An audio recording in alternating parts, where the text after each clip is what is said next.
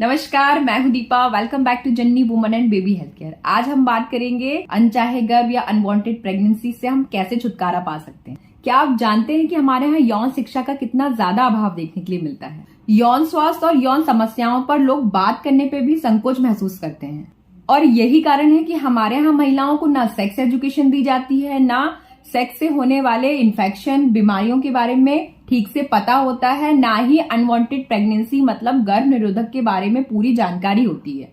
कई बार महिलाएं प्रेग्नेंट हो जाती हैं, प्रेगनेंसी अनवांटेड होती है, पहले से बच्चे होते हैं या उनको प्रेगनेंसी कंसीव नहीं करनी होती या फिर कुछ और भी कारण हो सकते हैं। ना ही पुरुषों को और ना ही महिलाओं को अनचाहे गर्भ से बचने का तरीका पता होता है, ना ही सेफ सेक्स के बारे में पता होता है, क्योंकि यौन स्वास्थ्य और यौन समस्याएं बहुत कॉमन है, सभी के साथ सभी के जीवन में होती ही हैं।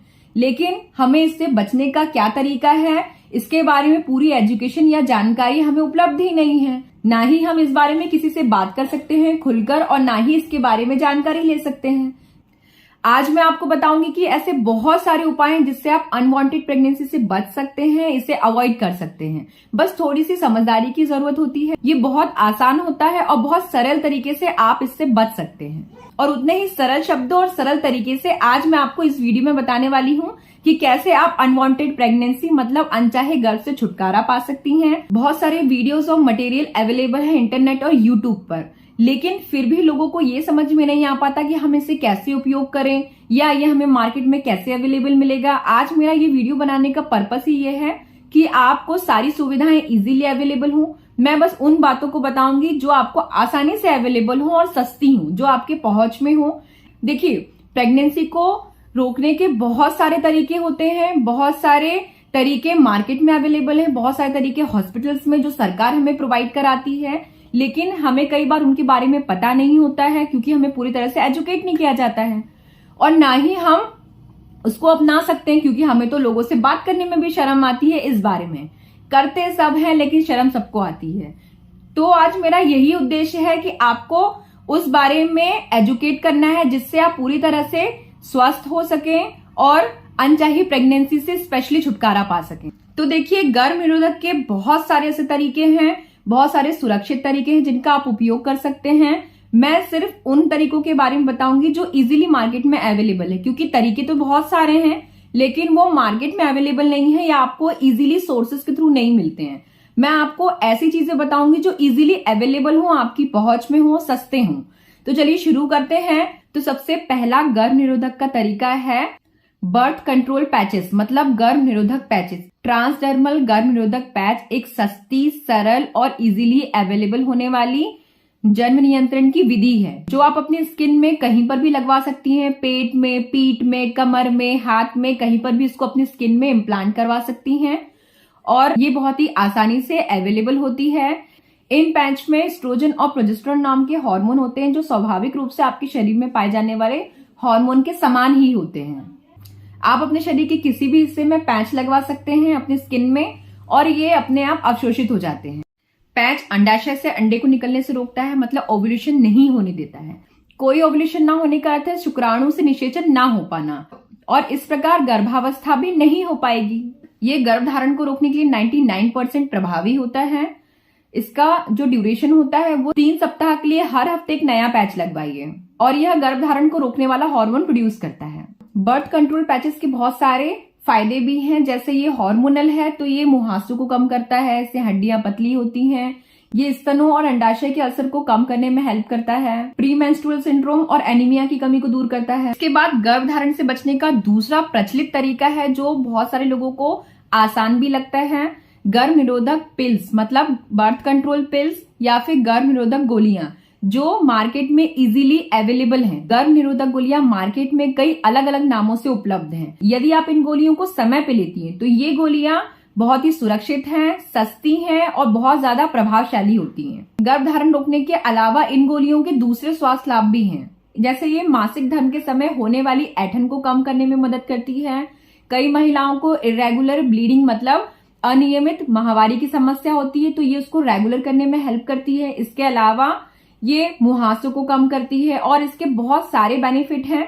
अगर आप इन पिल्स या इन दवाइयों का सेवन रोज करते हैं तो आपको प्रेगनेंसी कंसीव ना होने के चांसेस 99% है।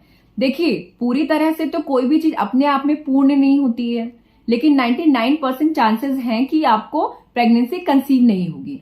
इसके दूसरे एक्स्ट्रा बेनिफिट भी हैं, इसीलिए ये लोगों में बहुत प्रचलित है जिनको इसके बारे में पता है। इसके अलावा जब आप गर्भ धारण करना चाहें तो गोलियों का सेवन बंद कर दीजिए।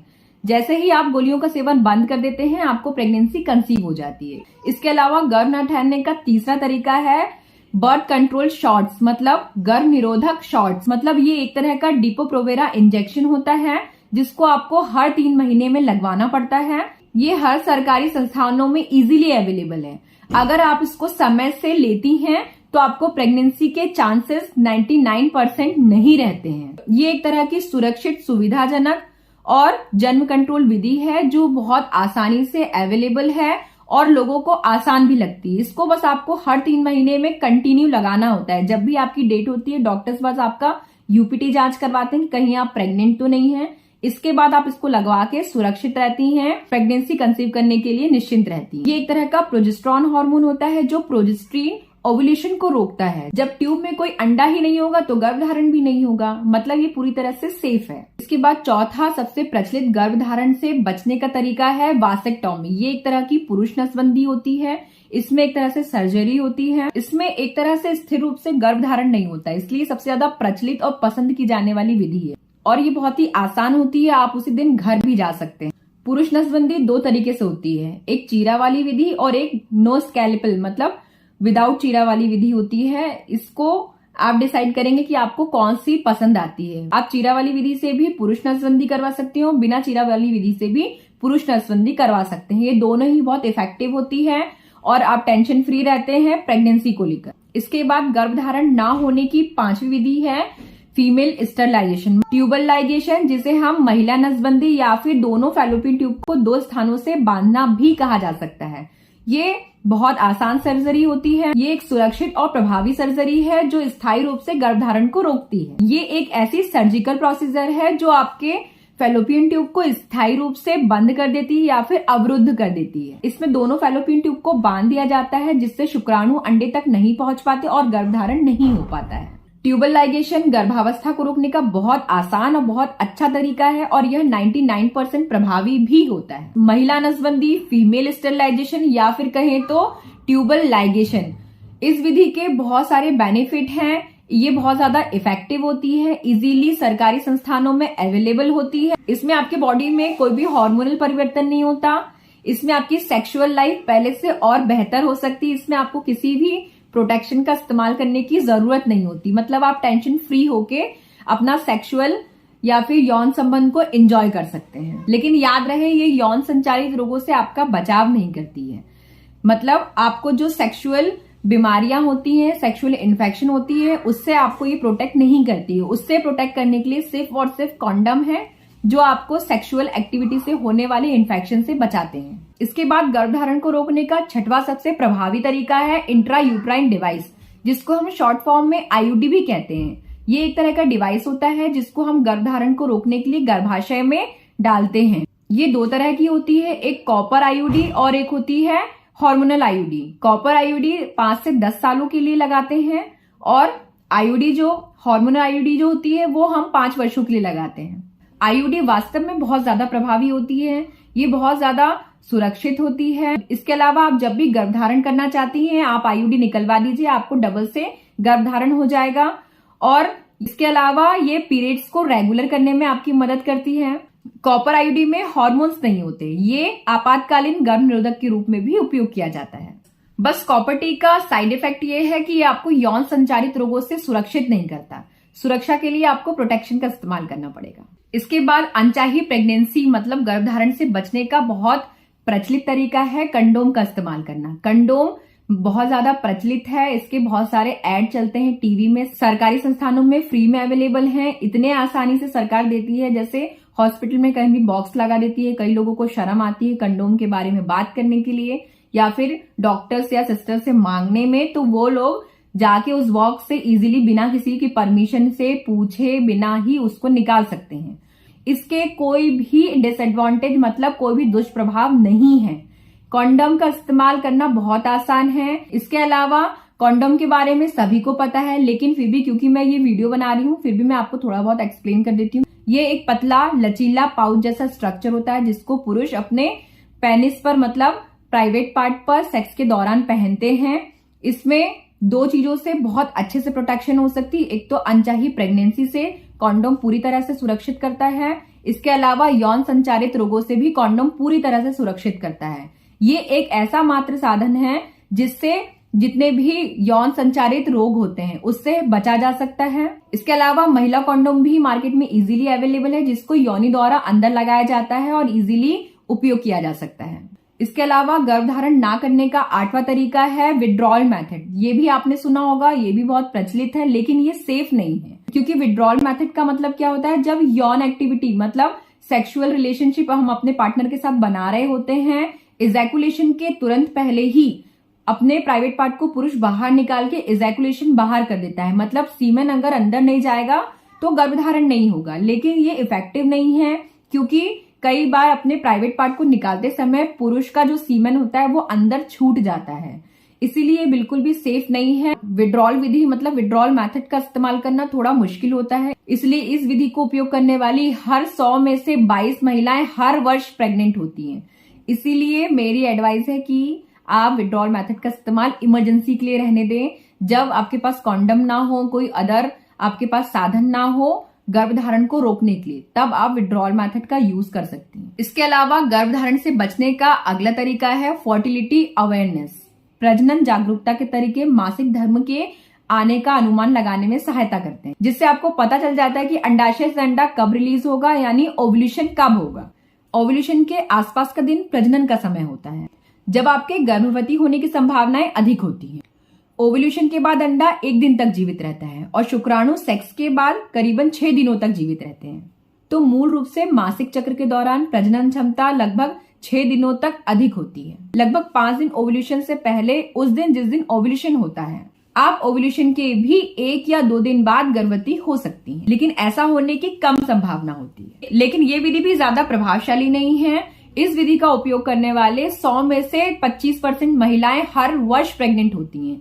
इसीलिए कोशिश करिए कि इस विधि का उपयोग भी बहुत कम करिए। इसके बाद आखिरी और प्रचलित विधि है ब्रेस्ट फीडिंग यानी स्तनपान। इस विधि में डिलीवरी के बाद जब आप अपने बच्चे को विशेष रूप से सिर्फ और सिर्फ अपना दूध ही पिला रही हूँ, मतलब स्तन का दूध ही पिला रही हूँ, दिन में 4 घंटे और रात में 6 घंटे, तो ऐसा करने से स्वाभाविक रूप से आपका शरीर अंडों का निर्माण करना ही बंद कर देता है, और जब अंडों का निर्माण नहीं होगा तो गर्भधारण नहीं होगा।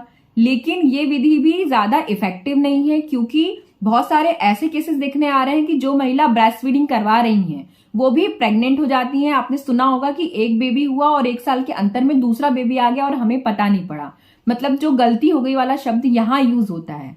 तो कोशिश करना चाहिए कि हम अब इसको कॉन्ट्रासेप्टिव के रूप में नहीं इस्तेमाल करें। इस विधि का उपयोग बच्चे के जन्म के बाद ही किया जाता है और इस विधि में प्रेगनेंसी होने के चांसेस भी रहते हैं, इसीलिए इस विधि का उपयोग कम से कम करना चाहिए। तो इसके अलावा बहुत सारे और भी साधन हैं जो गर्भधारण को इजीली रोकते हैं, मतलब बर्थ कंट्रोल करते हैं, लेकिन वो इजीली आम जनता तक अवेलेबल नहीं है, चीपेस्ट नहीं है, मतलब सस्ते नहीं है, उसको इजीली आप अफोर्ड नहीं कर सकते हैं। जो मैंने आपको आज अपनी वीडियो में जितनी भी विधियां बताई हैं गर्भधारण को कंट्रोल करने के लिए, वो आपको इजीली मार्केट में अवेलेबल मिलेगी। सारी सरकारी संस्थानों में सरकार अवेलेबल करवाती है, फ्री में, मुफ्त में। और जो मैंने आपको बताई है, चाहे तो आप मार्केट में उनको अलग अलग ब्रांड से खरीद सकते हैं या फिर वो बाहर आपको इजीली अवेलेबल मिलेंगी। होप सो मैंने आज आपको अपनी वीडियो में ऐसी बातें बताई हो, ऐसा कंटेंट प्रोवाइड कराया है जो आपको पहले कहीं देखने ना मिली हो, या फिर आपको पहले से पता होंगी ये बहुत सारी विधियां, लेकिन आपके मन में जो इनको लेकर डाउट हुए होंगे वो आज ही क्लियर हुए होंगे। तो आज के लिए बस इतना ही। मैं कोशिश करूंगी नेक्स्ट वीडियो आपके लिए इससे ज्यादा अच्छा, उपयोगी और नॉलेजेबल लेकर आऊं। तो अगर अभी तक आपने मेरा वीडियो पूरा वॉच किया है, मतलब पूरा देखा है, लेकिन अभी तक मेरे चैनल को सब्सक्राइब ना किया हो, तो नीचे दिए हुए बेल बटन पे प्रेस करके मेरे चैनल को सब्सक्राइब करिए, जिससे मैं जितने भी नए वीडियोस अपलोड करती हूँ आप तक बिना किसी रुकावट के उसके नोटिफिकेशन आ पाए। कोशिश करूंगी इससे अच्छा कंटेंट आपको अवेलेबल करवा पाऊं, इससे अच्छी नॉलेज आपको अवेलेबल करवाऊं। और कोई ऐसा टॉपिक जो आप चाहते हो, आपको उसके बारे में जानकारी चाहिए, तो प्लीज मुझे कमेंट बॉक्स में कमेंट करिएगा। मैं पूरी कोशिश करूंगी कि आपके उस टॉपिक पे अपना कोई अच्छा सा वीडियो बना पाऊं। मेरे चैनल को सब्सक्राइब जरूर कर दीजिएगा। फिर से बोल रही हूँ, रिमाइंड करा दे रही हूँ, मेरे वीडियो को लाइक और शेयर जरूर करिएगा। नमस्कार, टाटा, बाय बाय, जय हिंद।